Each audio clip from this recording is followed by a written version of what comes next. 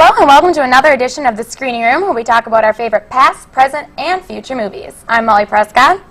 I'm Jade Baumgartner. And I'm Katy Pence. The theme of the day is our favorite animated movies, which just happens to be my favorite film, happens to be the best animated film of all time, Disney's Hercules. In the beginning, Zeus locks the Titans away, and then they all gather at Mount Olympus to welcome Hercules. Hades is mad and wants to overthrow Zeus because he wants to be god of all of Olympus. So then he turns to the Fates, who say that he will rule if he releases the Titans when the stars align in 18 years, but only if Hercules does not fight them. Hades has his minions, Pain and Panic, track down Hercules and kidnap him, and then attempt to kill him, but they only turned him mortal. Hercules is found and adopted, but never truly feels normal because of his immense strength. After an inspiring Michael Bolton song, Hercules goes the distance and finds out that he's really meant to be a god when he talks to Zeus. Zeus then reveals that Hercules can become a god again if he proves himself a true hero. Hercules and Pegasus then find Phil, our sarcastic satyr, to help train Hercules to be a hero. After a series of many heroic acts, one of which he saves his love interest Meg, he thinks he's a true hero because he has tons of fans and is famous, but Zeus says no. Then Hades uses Meg against Hercules to take away his strength, rendering him unable to fight. But don't worry though, after a heroic act in which he risks his life to save Meg's, he becomes a god, defeats Hercules, and saves the day. A true hero isn't measured by the size of his strength, but by the strength of his heart. In the end, though, Hercules decides to stay mortal with Meg because a life of immortality just isn't the same without Meg. So without further ado, let's take a look at the trailer. Hear me and answer my prayer. Hercules, How do you become a true hero? look inside your heart. Walt Disney Pictures presents Who was the gladiator? Stronger Than 10 Men. And having a devil of a time Name is Hades, Lord of the Dead. Hi, how you doing? trying to prove himself. Get ready to rumble!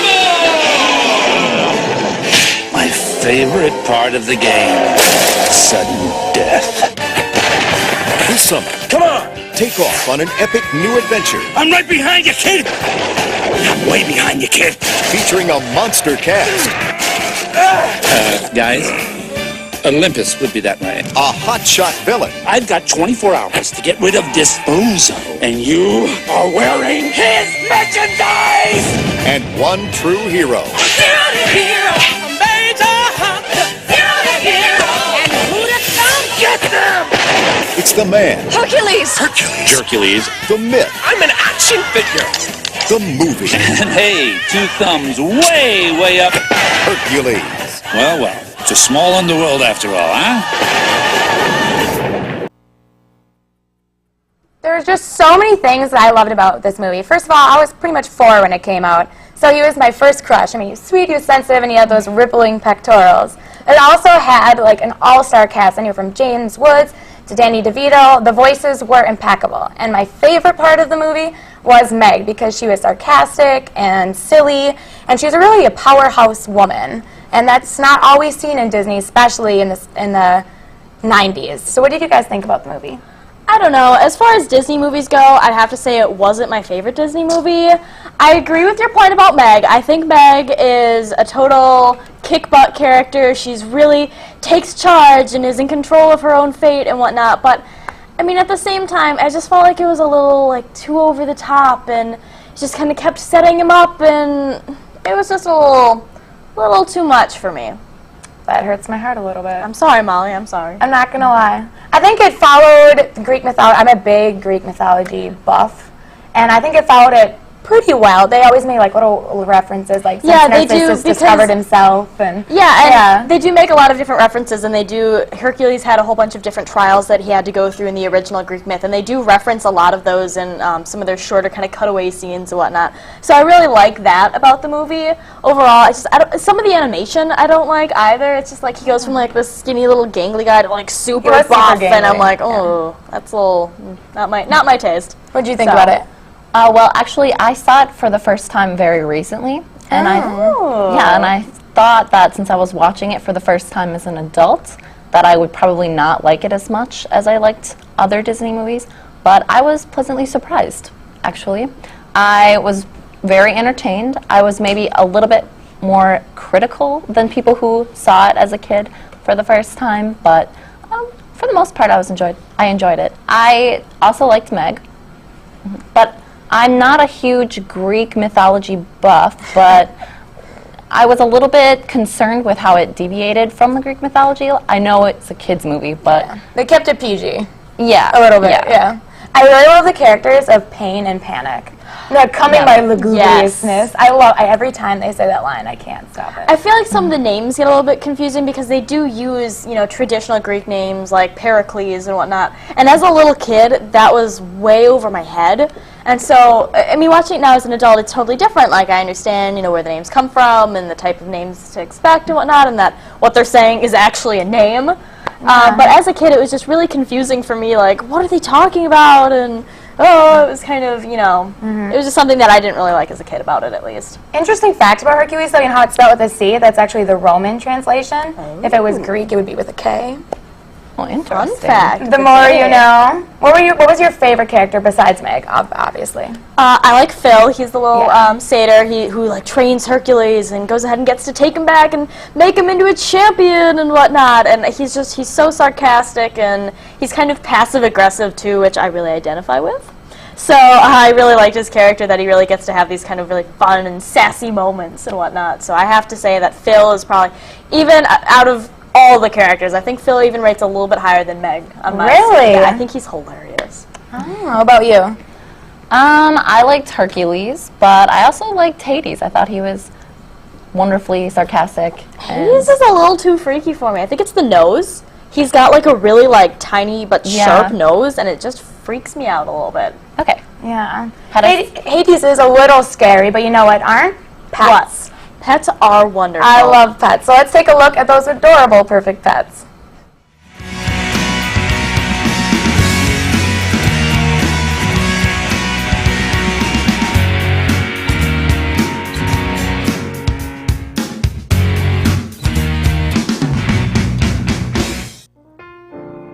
Meet Harvick, an adult gray tiger with a dash of white. This goofy guy will follow you around the house all day long. This is Rocky, a 7-year-old pit bull terrier. Don't let his age fool you. Rocky is still an active boy. He enjoys his chew toys and playing fetch.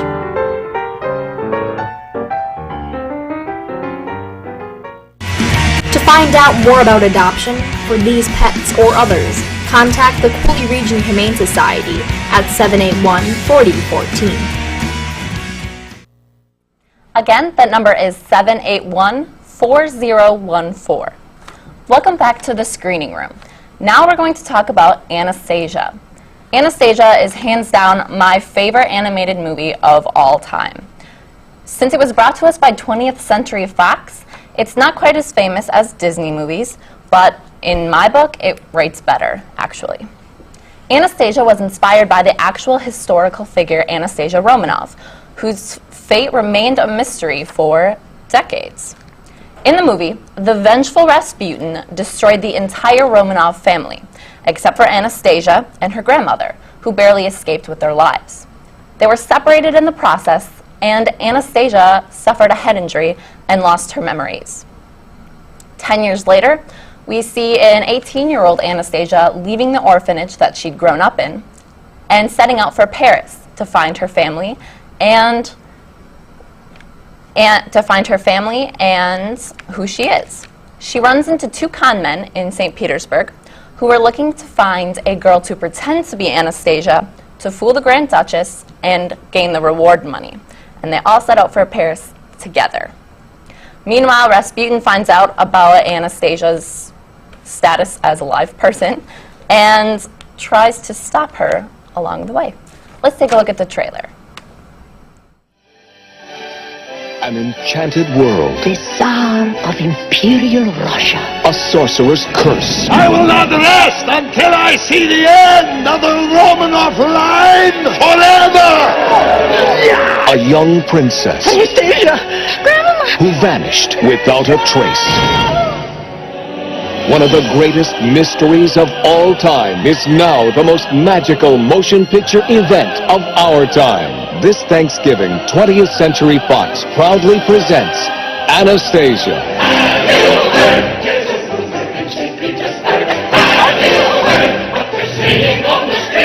Although the Tsar did not survive, one daughter may be still alive. The Princess Anastasia!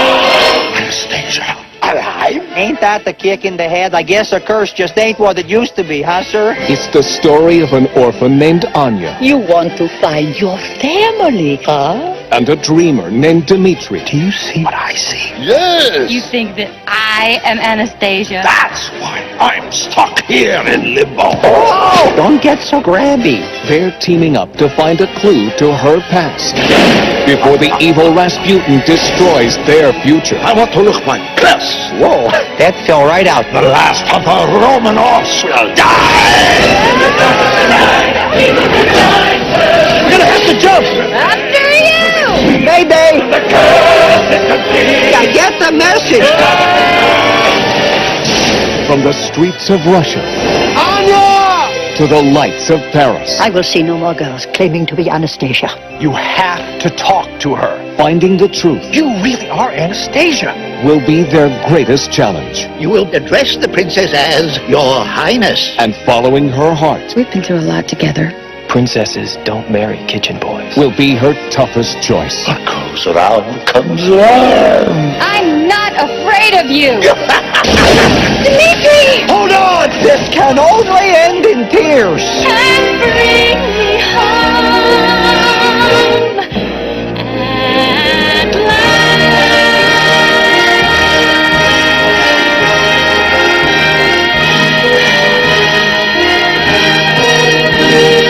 Anastasia. I'd give her a ha, then a hi-ya, and I'd kick her, sir. I absolutely loved the entire movie. I loved the art, the attention to detail, the historical Easter eggs of sort that are just thrown in throughout the entire movie. I love the music. I just love the entire movie. And I love that Anastasia is not a Disney princess at all. What did you get? I don't know. I mean, I did like this movie. A lot of it kind of went over my head as a kid, especially like the historical references. A lot of it kind of confused me. I mean, I did like it. I especially love the music. I have to say, for a non-Disney movie, they kill it with the score. They do a phenomenal job. I'm still singing some of the songs, you know, how many years later. I have to say, the music has to be one of my favorite things, but a lot of the historical references just went so far over my head, as well as like the costuming and some of the culture references. That was it went a little bit too far, I think, for a kid's movie. I have to say, though, my favorite character is that little bat. What's his name? Bartok. Yeah, the bat. I love the bat. He's my favorite character. He's so much sass in such a tiny little body. See, I'm going to disagree with you on that, though. I loved, and not Bartok, he's awesome, but Anastasia is a terrific movie. I agree with the music. It was nominated for an Oscar at the same time Hercules was, actually, in 1997. I didn't know that. Cool. The more you know. But I love that one scene where she goes to the old castle and the ghosts come out of the windows and Once Upon a December, and she magical. Oh, that's probably my favorite. Oh yeah. As a little girl, I'm like, why can't that happen to me? Yeah, you're dancing around in the house, like waiting for all the ghosts. That was my favorite song. Was that Once Upon a December? That is my favorite beautiful. song, I'd have to say. I mean, I loved the whole entire movie, but if I had to pick a favorite, that would probably be mine. Yeah. As well. As to the historical references, I mean, I didn't understand them as a little girl either, but it's part of the reason that I love it so much, because you can keep watching it and learn more every time. And now it's time for Perfect Pets.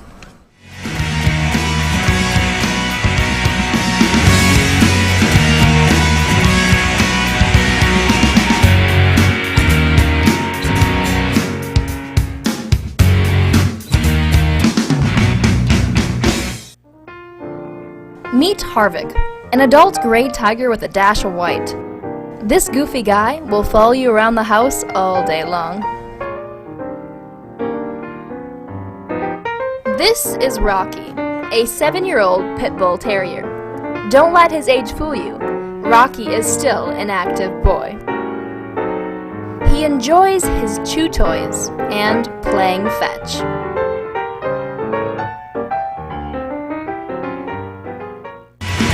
find out more about adoption for these pets or others, contact the Cooley Region Humane Society at 781-4014. Again, the phone number for the Cooley Region Humane Society is 781-4014.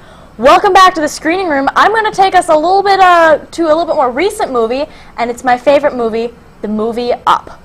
Poor old Carl Fredricksen is a widower who just wants to reminisce about the good old days in the house that he and his free-spirited wife, Ellie, built. After an unfortunate run-in with a construction worker, he is court-ordered to leave his beloved, colorful home and be moved into a retirement home. Carl decides to make his late wife's dream come true and instead defies the court, attaches hundreds of helium-filled balloons to his house, and attempts to float his house down to Paradise Falls, South America. Immediately after takeoff, Carl hears an odd knocking sound on his door. First, he just brushes it off, thinking, well, he's old, it must just be his hearing going. But then the knocking becomes more insistent, and he discovers Russell, a young wilderness explorer, has accidentally been brought along for the ride. Will Carl get his house to Paradise Falls? Will Russell ever get his Assisting the Elderly badge? Let's take a look at the trailer. Good afternoon. Are you in need of any assistance today, sir? No. I could help you cross the street. No. I could help you cross your yard. No. I could help you cross your... No. Ow. All his life, Carl Fredricksen dreamed of adventure. Today, his adventure is finally taking off. So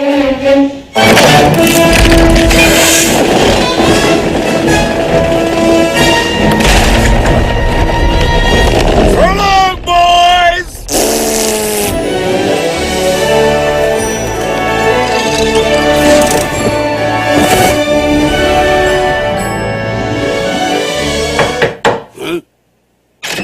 Ah!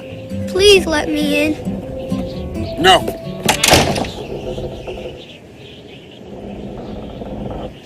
All right. Russell! Let me go! Where are we? Hey, look, a dog. Hi there. My name is Doug. Bruh! My master made me this collar so that I may talk. Squirrel! Hi there. Ah! What is that thing? Oh, it likes me. Shoot! Go on, beat it! Ah! Whoa, what is that? Get him! They're coming! Anyone know where they are?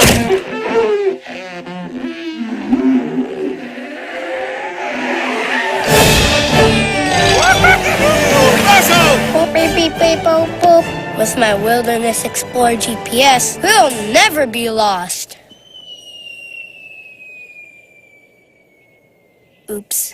Disney Pixar's Up.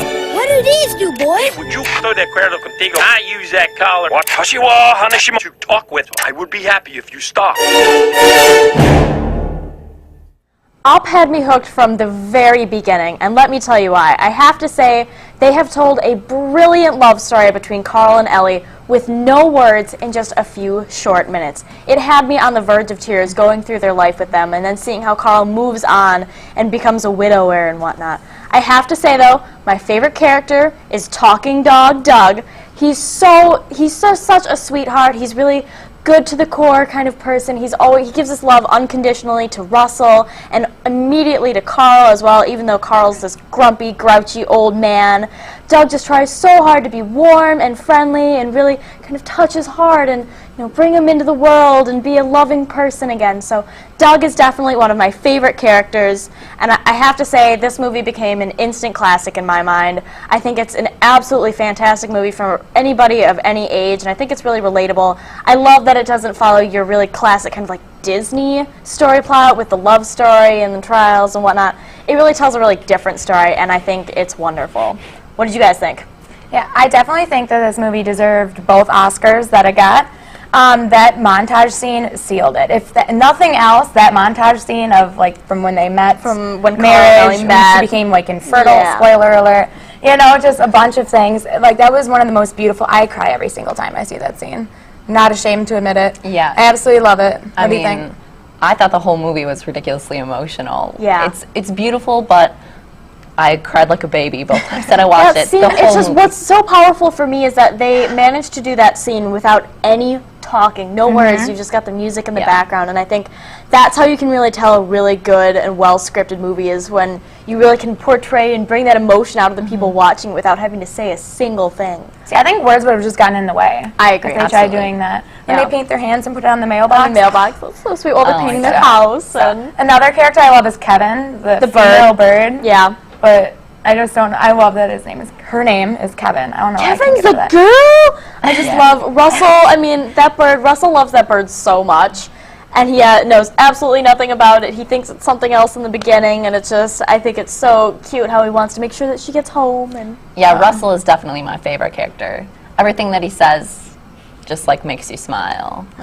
What I really like about Russell is that he's got a very relatable storyline. He's been put into like the Scouts program. He's got a family his parents are divorced, so he doesn't get to see his dad all the time, and so I think it makes it a really relatable storyline in that, you know, he's kind of just your everyday kid. He wants to make his parents proud, and he wants to go out and have these adventures, and he's got this wild imagination, but he's really just a kid at heart. Yeah, he kind of seems like Carl as a kid to me. Yeah. Like, they remind me of each other, so I thought Trying to seek out adventure and whatnot. Yeah. I would definitely agree with that. See, I'm going to disagree with you guys. Russell was my least favorite character.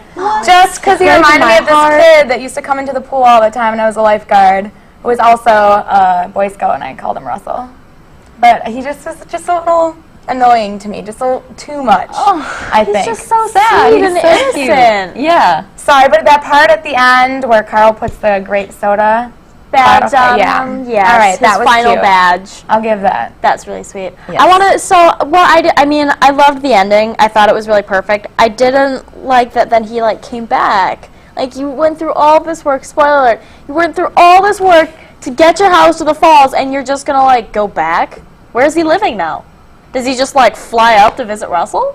I think he's living in that blimp at the end. Oh, maybe. Can you do that? Can you just tie your blimp to a fire hydrant and live in it? I mean, Carl the other guy did. was. Yeah. It is Doesn't matter. a Disney Pixar movie, so I bet he can. I suppose. I mean, anything can happen when you're in Disney Pixar. Very true. Very true. Do we want to go ahead and talk about some other related movies that we really like? Speaking of Disney Pixar. Speaking of Disney Pixar, I have the lowdown. They have just announced that they're making a Toy Story 4. I'm having really mixed emotions about that. It's coming out in 2017. They haven't announced a plot or any returning characters or anything like that. Personally, I heard the announcement, and I'm pretty mad about it. I think Toy Story 3 had the perfect ending. I think that they really wrapped up the storyline, and they really kind of tied together a lot of loose ends, and so I'm like, where are they going to go from here? Why do you need to make another one? I'm so worried that they're going to ruin the whole thing for me that I just want them to stop. Don't fix what isn't broken. Just stop. Yeah, the first 3 were great. Yeah. I don't know where they could really go with it. You have an excellent point. Yeah, I wasn't a big fan of the third one, though. I had mixed feelings about the third one. I didn't really love it, but I did like where they went with it, how they wrapped up the story. Yeah, I like how they wrapped up Andy's story a lot, because Andy's going to college and whatnot, so I really like that aspect. So that's what makes me wonder, okay, so what, does he, are these, now Andy has kids or something? So where is, that's kind of what I'm wondering. Are they going to keep going with the whole Andy plot, or? Because that kid is really committed to his toys. Yeah, he is. It makes me feel really guilty about my all lack the toys of caring. my toys. Definitely, I would agree with that. Yeah, what was your favorite Toy Story? I'm gonna go with 1 as the classic. Yeah, I didn't really like Toy Story 2.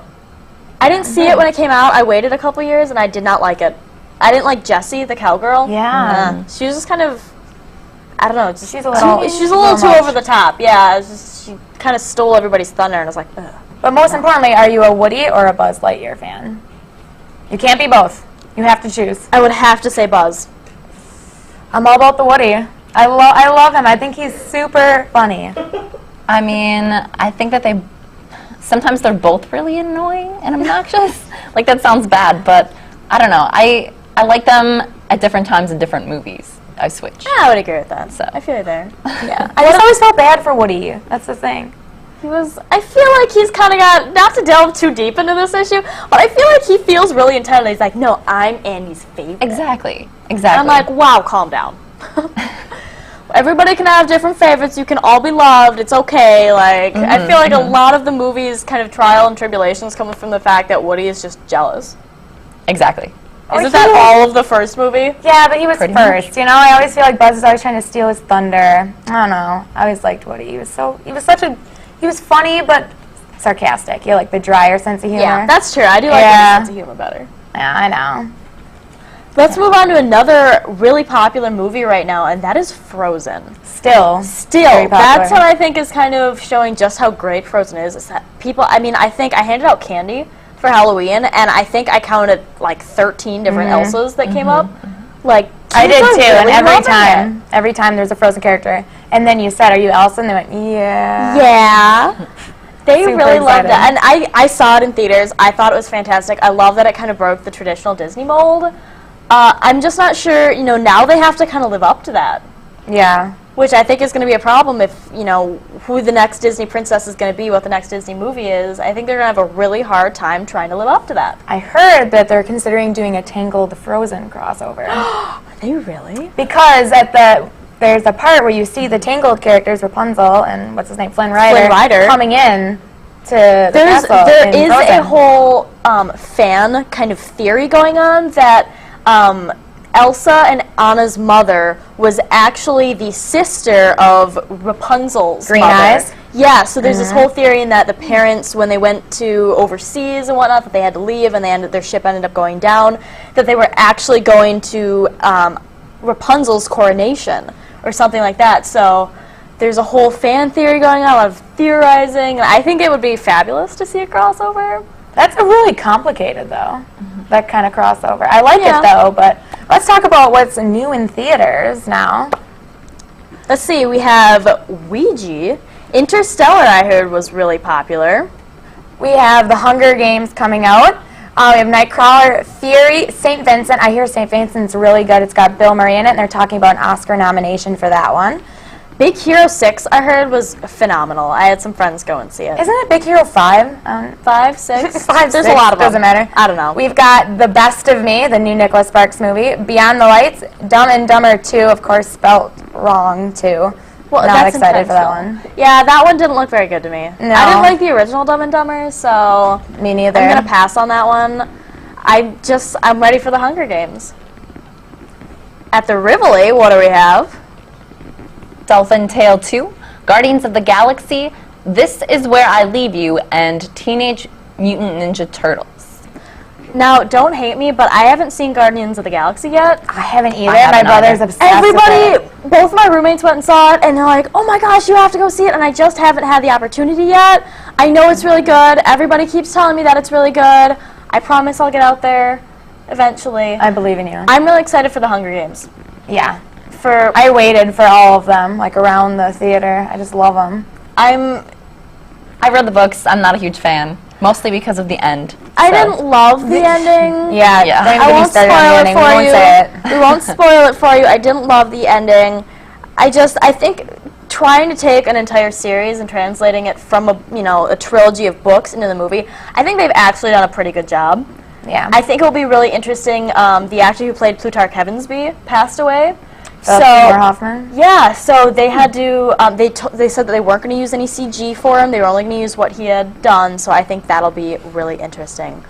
That is all the time we have this week on The Screening Room. Be sure to join us next Tuesday for some more awesome shows here on WMCM. You can join us at 4:30 and at 2:30 on Campus Channel 6, Charter Channel 96, and Digital Channel 989.